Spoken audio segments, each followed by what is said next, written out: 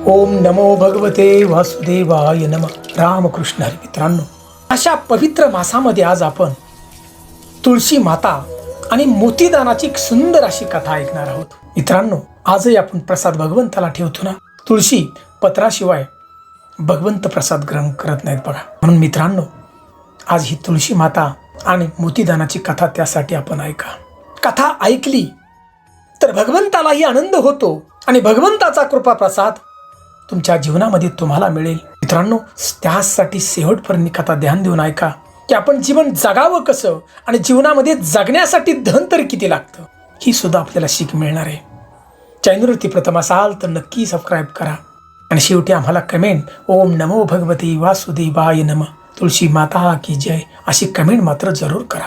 चला, सुंदर अशी कथा आता आपण ऐकूया तुळशी मातेची आणि मोतीदानाची. तर मित्रांनो, छातापूर नावाचं नगर होतं आणि या नगरामध्ये सदानंद नावाचा एक गरीब ब्राह्मण, त्याची 2 मुलं आणि पत्नीसह राहत होता. आणि सदानंद जो ब्राह्मण आहे तो भगवान विष्णू आणि तुळशी मातेचा तो भक्त होता. दिवस रात्र तो भक्तीत लीन राहत होता. आणि हा जो सदानंद ब्राह्मण आहे नगरात जायचा आणि भिक्षा मागून आपल्या परिवाराचं तो जीवन त्या ठिकाणी चालवत होता. जो भिक्षा मागायचा नगरात तो एवढीच फक्त भिक्षा मागायचा की दिवसभर पुरेल, म्हणजे 2 टायमाचं जेवण जेवढं पुरेल ना तेवढीच तो भिक्षा मागायचा बघा. जास्त अजिबात तो भिक्षा मागत नव्हता. तो ब्राह्मण आहे अतिशय प्रामाणिक, इमानदार आणि तो ज्ञानी होता की नगरातील लोकही त्याला फार मान देत होते आणि त्याचा आदर करत होते. साधं जीवन जगणारा होता आणि उच्च विचार त्याच्याकडे होतं. ज्या घरी तो भिक्षा मागायला जायचा त्या घरातील स्त्रिया अगदी आनंदानं आणि खुशीनं त्याला भिक्षेचं दान त्या ठिकाणी देत होत्या. त्याच्या ज्ञानाविषयी त्याला अजिबात अभिमान नव्हता. सदैव तो नगरातील लोकांना सत्याच्या मार्गाने जाण्याची तो प्रेरणा देत असे. परंतु या सदानंद ब्राह्मणाची जी पत्नी होती रमा, ही त्याच्यावर नेहमी रागवायची. कारण या ठिकाणी सदानंदाचा स्वभाव जो होता तो भोळा स्वभाव होता. त्यामुळे त्याची पत्नी रागवायची, घरात कटकट करायची. ही ब्राह्मण घरात आला पती की त्याच्यावरती रागवायची आणि सदानंद ब्राह्मणाला ती म्हणायची, अहो धनी, तुम्ही दररोज भिक्षा मागता, फक्त 1 दिवस पुरेल एवढंच तुम्ही भिक्षा मागून घरी आणताय. आपल्या पोरांना जर भूक लागली जास्त तरी सुद्धा आपल्या घरात अन्नाचा कणही राहत नाही. आणि नगरातील जी लोक आहेत तुम्हाला जेवढी मागेल तेवढी भिक्षा लोक देत आहेत, परंतु तुम्ही ती भिक्षा घेत नाही. दररोज लागलच तेवढी तुम्ही घरी घेऊन येताय. आणि सदानंद ब्राह्मण आपल्या पत्नीला त्या ठिकाणी म्हणाला की ज्यादा लोभ हा जीवनाचा शेवट करतो, संकट निर्माण करतो आपल्या जीवनामध्ये आणि समाधाना व्यतिरिक्त कुठलीही गोष्ट मोठी नाही. आणि तो आपल्या पत्नीला सांगू लागला, रमा, अगं भगवंताचं धन्यवाद मान की तो आपल्याला उपाशी तर ठेवत नाही. पत्नी रमा म्हणाली, तुमचं हे प्रवचन माझ्या घरात चालणार नाही, तुम्ही नगरात जाऊन द्या. अहो विचार करा, आपल्या मुलांना कधी वाटलं चांगलं खावं तर आपण त्यांना ते देऊ शकत नाही की घरामध्ये एक वस्तूसाठी तर फडावं लागतंय. दुसऱ्या दिवशीचं अन्नही आपल्या घरात शिल्लक नसतं. आणि ही दररोजची किचकिच सदानंदाची पत्नी घरात आल्यानंतर करत असत बघा. आणि हा सदानंद ब्राह्मण त्रासून घरात गेलेला होता बघा, दररोजचीच कटकट. आणि आपल्या मनाला शांत करण्यासाठी हा सदानंद ब्राह्मण तुळशी मातेच्या झाडाजवळ जात बघा. वृंदावन होतं घराच्या बाहेर आणि तो त्या ठिकाणी बोलत आपल्या मनातील सर्व गोष्टी तुळशी मातेला तो सांगत की हे तुळशी माता, आज सुद्धा रमानं घरात भांडणं केली आणि लालसा तिची साथ सोडत नाही आणि माणसाची ही तर कमतरता आहे. हे माता, माझ्यावर एवढी कृपा कर तू की मला राग आला नाही पाहिजे आणि लालसा माझ्या मनात आली नाही पाहिजे. कारण या ठिकाणी सदानंद ब्राह्मणाचा तुळशी मातेवरती अफाट विश्वास होता बघा. तो प्रत्येक दिवशी भगवान श्री हरी विष्णू आणि माता तुळशीची तो पूजा करत मनापासून अगदी. आणि त्या कथा सांगत बघा तुळशी मातेची, भगवान विष्णूंची. आणि हे कथा ऐकण्यासाठी नगरातील लोक बघा त्याच्या घरी जमा व्हायची, संध्याकाळची सकाळची. आणि असंच एके दिवशी रमानं त्या ठिकाणी आपल्या पतीला सांगितलं की अहो स्वामी, तुम्ही दररोज भिक्षा मागताय परंतु एका दिवसापुरतीच, यामुळे आपलं पोरांचं पोट भागत नाही बघा. तुम्ही एक काम करा माझ्यासाठी, या नगराचा राजा जो भीमसेन आहे हा राजा फार दयाळू आहे. या राजाच्या जर घरी कोणी गेलं दारात भिक्षा मागायला तर हा राजा भरपूर धन देतोय. आणि तुम्ही एकच काम करा माझ्यासाठी, आपल्या मुलांच्यासाठी या भीमसेन राजाकडे तुम्ही जा आणि भिक्षा मागा. राजा तुम्हाला भरपूर धन देईल आणि राजानं दहन दिल्यानंतर आपलं घर कुटुंब आपलं सुखी होईल, आपली जी मुलं बाळ आहेत 2 ती सुखी राहतील. हो, माझं तेवढंच काम करा. आता हे सदानंद ब्राह्मणाने ऐकलं आणि त्या ठिकाणी आपल्या पत्नीला म्हणाला, रामा, तुला तर माहीत आहे ना की मी लोभी नाही, जे मला देतोय भगवंत त्याच्यामध्ये मी खुश आहे. तू मला हे काम सांगू नको, मला सगळं माहिती आहे. हा भीमसेन राजा दयावंत आहे, राजा भगवंताची सेवा करणार आहे, राजा दान करणार आहे. आता हे सगळं ऐकल्यानंतर त्याची पत्नी रागावली. रामा म्हणली, स्वामी काही करा, परंतु माझ्यासाठी एवढंच तुम्ही करा, या भीमसेन राजाकडे तुम्ही भिक्षा मागायला जा. आता आपल्या पत्नीच्या हट्टापोटी हा सदानंद ब्राह्मण राजा भीमसेनच्या दरबारामध्ये त्या ठिकाणी गेला बघा, महालाच्याकडे. आणि सैनिकाला विचारलं की मला महाराजांना भेटायचं आहे. आणि सैनिक म्हणाले की हे ब्राह्मण देवता, महाराज आज महालामध्ये नाहीत, बाहेर गेलेले आहेत. आता एवढंच ऐकलं आणि हा सदानंद आपल्या घरी परत निघून आला बघा. आता घरी आल्याबरोबर पत्नी धावत आली, स्वामी राजे भेटले का, तुम्ही त्यांना भिक्षा मागितली का. सदानंदने त्या ठिकाणी सांगितलं, अगं रामा, आज राजा महालामध्ये नाहीत, बाहेर गेल्यात. ठीक आहे, तुम्ही उद्या जा, ते राजा आहेत, त्यांची कामं असतात भरपूर. आणि सदानंद नेहमीप्रमाणे भगवंताच्या सेवेमध्ये लीन होऊन गेला. आता दुसरा दिवस उगवला. दुसऱ्या दिवशी रामानं सांगितलं, स्वामी राजाकडे जा तुम्ही भिक्षा मागायला. आणि दुसऱ्या दिवशी या ठिकाणी सैनिकांनी सांगितलं की हे ब्राह्मण देवता, आज सुद्धा महाराज बाहेर गेलेत. हा ब्राह्मण सदानंद परत बघा आपल्या घरी निघून गेला. पत्नीनं परत विचारलं की स्वामी राजे भेटले का तुम्हाला. सदानंदनं सांगितलं, अगं रामा, राजा बाहेर गेलाय, आज सुद्धा भेटला नाही. बघा तरी सुद्धा त्या ठिकाणी पत्नी त्याची म्हणाली, अहो राजाची कामं असतात, तुम्ही उद्या नक्की जा, उद्या भेटतील. मग तो दिवस निघून गेला आणि तिसऱ्या दिवशी हा सदानंद ब्राह्मण राजाच्या दरबारात परत गेला भिक्षा मागण्यासाठी.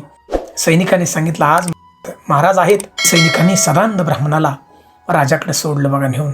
राजानं पाहिल्याबरोबर हा भीमसेन राजानं, फार दयाळू राजा होता, म्हणला, ब्राह्मण देवता, मी आपली काय सेवा करू शकतो, आपलं काय काम आहे माझ्याकडं. सदानंद ब्राह्मण त्या ठिकाणी म्हणला, महाराज मी एक गरीब ब्राह्मण आहे आणि माझं काम फक्त भिक्षा मागणं आणि पोट भरणे, मी आपल्याकडे भिक्षा मागण्यासाठी आलोय. आता हे ऐकल्याबरोबर हा भीमसेन राजा फार दानशूर होता. राजानं लगेच आपल्या शिपायाला आवाज दिला, इकडे या आणि एक मोत्याची पिशवी भरून आणा आणि या ब्राह्मण देवताला देऊन टाका. आता हे ऐकल्याबरोबर सदानंद ब्राह्मण त्या ठिकाणी म्हणाला, महाराज माझी एक अट आहे, भिक्षा देताना तुमच्या कष्टानं कमवलेलं जे धन आहे तुम्ही फक्त मला द्या, असं तिजोरीतलं धन मला नको. आता हे ब्राह्मणाचे शब्द ऐकल्याबरोबर राजा 2 मिनिटं स्तब्ध झाला. राजानं विचार केला की माझ्या कष्टाचं तर इथं काहीच नाही, हे रयतेच्या करातून जमलेलं धन आहे. हे ब्राह्मण देवता मला माफ करा, मला फक्त 2 दिवसाचा वेळ द्या, कमवून आणील आणि ते धन तुम्हाला देईल. या ठिकाणी सदानंद ब्राह्मणाने हा म्हटलं आणि सदानंद ब्राह्मण आपल्या घरी निघून गेला. आता घरी गेल्याबरोबर पत्नी पळत आली, अहो राजा भेटला का, किती धन दिलं. की रामा, अगं 2 दिवसाची मुदत दिली राजानं. आणि त्या ब्राह्मणाच्या पत्नीला गगनात माविनासा आनंद झाला. म्हणाली, अहो स्वामी, ज्या अर्थी 2 दिवस घेतल्यात ना राजानं, आपल्याला भरपूर धन देणार बघा राजा. आणि ती आनंदित झाली. आणि इकडे सदानंद भगवंताच्या भक्तीत लीन होऊन गेला बघा. भगवंताची महती, सेवा आणि तुळशी मातेची तो स्तुती गाऊ लागला. आणि इकडं राजानं आपल्या पत्नीला जाऊन सांगितलं हा ब्राह्मण देवाचा सगळा प्रसंग. आणि राजानं त्या ठिकाणी बघा कपडे बदलली, साधी कपडे घातली आणि म्हणला, मी आता नगरात कुठंतरी काम करणार आणि ते पैसे आणून या ब्राह्मणाला मी देणार माझ्या कष्टाचं. आणि राजाची पत्नी फार मोठी पतिव्रता होती हो. तिने सुद्धा निश्चय केला, म्हणली, महाराज मी बी तुमच्यावर येते. आणि दोघंही पती पत्नी फाटकी तुटकी बघा कपडे घालून बाहेर पडली आणि त्या नगरामध्ये काम शोधण्यासाठी गेली. एक लाकडाची वखार होती आणि त्या ठिकाणचा मालक म्हणला, यांची बघा कपडे वगैरे पाहून की तुम्ही काम करता का माझ्याकडं, लाकडं कापायचं काम कर. हा राजा त्या ठिकाणी म्हणाला, बघा मी लाकडं कापायचं काम करतो, पण माझ्या पत्नीला सुद्धा काम द्या ना. तो वखारीचा मालक म्हणला की तुमच्या पत्नीला काम देतो, माझ्या घरचा स्वयंपाक आणि धुणी भांडी करायची, तिला 1 पैसा देईल आणि तुम्हाला मी 2 पैसे देईल. ठीक आहे म्हणला. आणि बघा नगराचा राजा किती प्रामाणिक, ब्राह्मणाला दिलेलं वचन पाळण्यासाठी हा राजा त्या ठिकाणी बघा लाकडं कापू लागला करवतीनं. राजाच्या हाताला त्या फोड आले, कधीही काम न केलेलं. 2 दिवस या राजानं त्या ठिकाणी काम केलं आणि त्याच्या पत्नीनं स्वयंपाक धुणं भांडी केली. आणि राजाला 4 पैसे दिलं या मालकानं आणि त्याच्या पत्नीला राजाच्या 2 पैसे दिलं बघा. आणि हा राजा आणि त्याची पत्नी आपल्या घरी आली. आता 2 दिवसाचा वायदा संपला आणि हा सदानंद ब्राह्मण राजाच्या दरबारात आला. आणि राजा त्या ठिकाणी म्हणला, हे ब्राह्मण देवता, मी कष्टानं कमवून आणलेले हे 4 पैसे घ्या. सदानंद ब्राह्मणाने बघा प्रामाणिकपणे हे 4 पैसे अगदी आनंदात स्वीकारलं. राजा नतमस्तक झाला ब्राह्मणाच्या पायाशी. असा राजा होता. आणि हा सदानंद ब्राह्मण 4 पैसे घेऊन आपल्या घरी गेला बघा. पत्नी दाहोत आली रमा, म्हणली, स्वामी राजानं किती धन दिले. आणि या सदानंद ब्राह्मणाने बघा 4 पैसे पुढे दाखवले. आणि या रमा जी पत्नी, तिला राग आला भरपूर. ती म्हणली, राजा नाव मोठं आणि लक्षण खोटं, 4 पैसे दान दिल्यात ब्राह्मणाला. आणि अक्षरशः ते 4 पैसे घेतलं आणि घराच्या बाहेर असलेलं तुळशी वृंदावन, त्या तुळशी वृंदावनात नेऊन ते पैसे फेकलं बघा. सदानंद ब्राह्मणाला फार दुःख वाटलं. म्हणजे आपली पत्नी किती लोभी. आणि तो दिवस निघून गेला. दुसऱ्या दिवशी सदानंद ब्राह्मण उठला आणि त्यानं पाहिलं ते 4 जे पैसे होते तुळशी वृंदावनामध्ये होते बघा. सदानंद ब्राह्मणाने तुळशी मातेची माफी मागितली आणि ते 4 पैसे तुळशी मातेला अर्पण केले बघा. त्या मातीत खोवून ठेवले आणि तुळशी मातेची मनापासून सेवा तो हा ब्राह्मण करू लागला आणि भगवंताचं नामस्मरण. आणि काही दिवसानंतर बघा, हे 4 जे पैसे ठेवले होते त्या 4 पैशातून 4 रोपं तुळशी या वृंदावनामध्ये उगून आली. दररोजचे दिवस निघून चालले होते. तुळशी माता मोठ्या झाल्या, 4 मंजिरी आल्या. आणि एके दिवशी या सदानंद ब्राह्मणानं पाहिलं की ज्या मंजिरी खाली पडल्या होत्या त्या मंजिराचे मोती झाले बघा, सगळे माणिक मोती. आश्चर्यचकित झाला. म्हणले, असं कसं? ह्याच्या तुळशी उगवल्या, मोठ्या झाल्या, त्याच्या मंजिराचे माणिक मोतीच खाली पडायला लागल्यात. त्याची पत्नी दाहोत आली. तर या दोघांनाही या मोत्याचं महत्व कळालं नाही बघा, या मोत्याची किंमत किती असेल. आणि या ब्राह्मणाच्या पत्नीने बघा सगळं मोती गोळा करून आपलं घरात ठेवलं नेऊन. आणि हा जो ब्राह्मण आहे सदानंद, तो भगवंताच्या सेवेत लीन व्हायचा. जेवढं लागेल तेवढी भिक्षा मागून यायचा आणि दिवसभर भगवंताचं नामस्मरण करायचा. असं दिवस निघून चाललं. आणि एके दिवशी एक भाजीवाली भाजी विकत आली आणि ब्राह्मणाची पत्नी त्या ठिकाणी गेली. म्हणली, बाई भाजी मला दे, परंतु माझ्याकडे पैसे नाहीत, माझ्याकडे फक्त एक वस्तू आहे, त्याच्यावर तू भाजी देशील का? ती भाजीवाली म्हणली, ठीक आहे आण. आणि ब्राह्मणाच्या पत्नीनं मोती आणले त्या ठिकाणी देण्यासाठी. आणि ती मोती पाहून ती भाजीवाली आश्चर्यचकित झाली. तिने पटकन भाजी देऊन टाकली, कारण तिला त्या मोत्याची किंमत माहीत होती. असं दररोज चालू झालं बघा. ब्राह्मणाची जी पत्नी जी लागल ती वस्तू मोती द्यायची आणि वस्तू आणायची, लोक त्यांना द्यायची, कारण मोत्याची किंमत भयंकर. असे बरेच दिवस निघून चाललं. आणि त्या ठिकाणी घरातली कटकट भांडणं बंद झाली, कारण सगळ्या वस्तू या रमाला मिळायला लागल्या. आणि सदानंद ब्राह्मण आनंदी राहू लागला. तुळशी मातेला त्या ठिकाणी सांगू लागला की, हे तुळशी माता, तुझी अफाट कृपा माझ्यावरती झाली आणि म्हणून तू आम्हाला मोती दिलेस. माझं कुटुंब आता सुखी झालं सगळं. हे अनंत उपकार मी तुझे कसे फेडू. आणि बघा इकडं दुसरीकडं काय परिस्थिती झाली. हा भीमसेन राजा, याची परिस्थिती गरीब झाली बघा. तिजोरी खाली झाली सगळी. हा राजा इतका श्रीमंत होता की प्रजेला दान तर करत होता, परंतु राजाकडे असणारे जे हंस आहेत तो हंसाला मोती खाया घालत होता बघा. परंतु सगळं धनच संपलं. राजा प्रजेला दानही करू शकत नव्हता आणि राजाचे हंस होते ते उपाशी राहू लागले.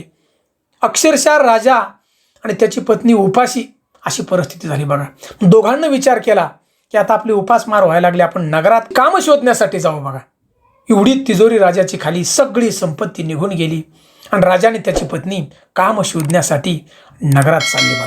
आणि या सदानंद ब्राह्मणाला सुद्धा समजलं होतं लोकांच्याकडून की राजाची परिस्थिती फार बिकट आहे आणि हा राजाला भेटण्यासाठी निघाला होता. रस्त्यात गाडी भेट झाली. आता भेट झाल्याबरोबर भीमसेन राजा म्हणला की, हे ब्राह्मण देवता मला माफ करा, माझ्याकडे तुम्हाला दान देण्यासाठी काही नाही.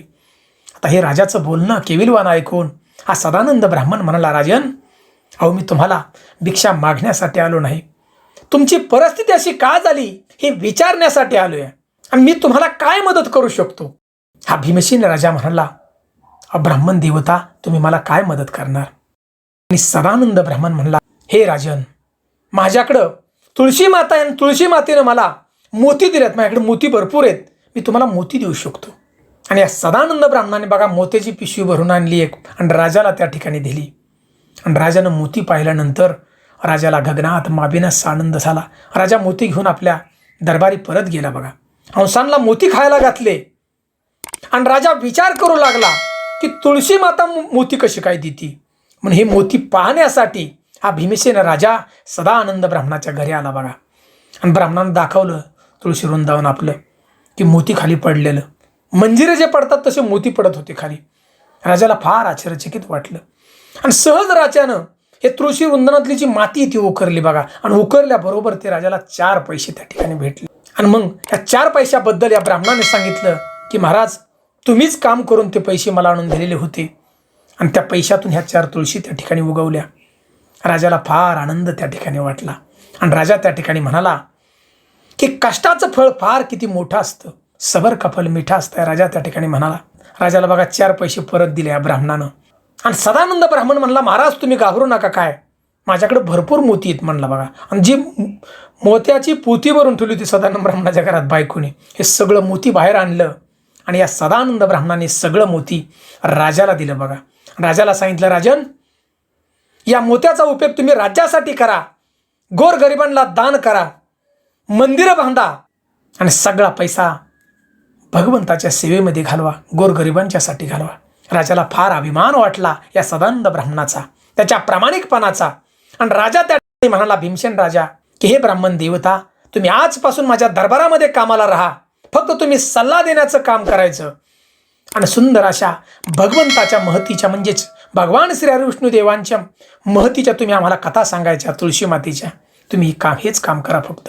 आणि भीमसेन राजाच्या आग्रहाखातर हा सदानंद ब्राह्मण राजाच्या दरबारात बघा काम करू लागला, सुंदर सुंदर अशा कथा सांगू लागला. या ब्राह्मणाच्या कुटुंबाला त्या ठिकाणी बघा धन मिळू लागलं आणि मोती तर मिळतच होतं. हे सदानंद ब्राह्मणाचं कुटुंब भगवान विष्णूंच्या कृपेनं आणि तुळशी मातेच्या सेवेनं हे कुटुंब सुखी झालं, उत्तम प्रकारे जीवन जगू लागले. आणि मित्रांनो, हा सगळा महिना होता अधिक मासाचा. त्यामुळं मित्रांनो, आपण अधिक मासामध्येच काय दररोजचीच भगवान श्री हरिविष्णुदेव आणि तुळशी मातेची आपण सेवा मनापासून करा आणि दानाचं लोभी आपण होऊ नका. जीवन जगण्यासाठी धन किती लागतं या कथेतून आपल्याला एकच शिक घ्यायची बघा. म्हणून मित्रांनो, भगवंताची सेवा करा आणि तुळशी मातेचं. ज्याप्रमाणे या सदानंद ब्राह्मणाचं कुटुंब सुखी झालं, त्याप्रमाणे तुमचं कुटुंब सुद्धा सुखी होईल. आणि सुंदर अशी ही गोष्ट तुळशी मातेची आणि मोती दानाची आपल्याला जर आवडली असेल ना, तर फक्त एक कमेंट आपल्याला विश्वासाने करा आम्हाला, ओम नमो भगवते वासुदेवाय नमः, तुळशी माता की जय, अशी आम्हाला कमेंट जरूर करा. राम कृष्ण हरी.